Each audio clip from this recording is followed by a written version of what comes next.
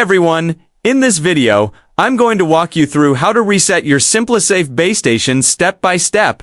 If you've been hearing no link to dispatcher or having connection issues, this quick reset can often solve the problem. Let's get started. Step 1. Make sure your system is disarmed before doing anything. You can disarm it from the keypad or directly from the SimpliSafe app on your phone.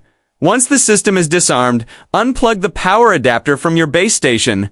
This cuts off the main power source. Step 2. Remove one of the batteries inside the base station. To do this, flip the base station over and use a Phillips head screwdriver to remove the screw on the battery cover. Take the cover off. Then remove one of the AA rechargeable batteries. This step is important because it ensures that the base station is completely powered down. Wait about 10 to 15 seconds before moving on. Step 3. Reinsert the battery you just removed. Then close the battery cover and screw it back into place.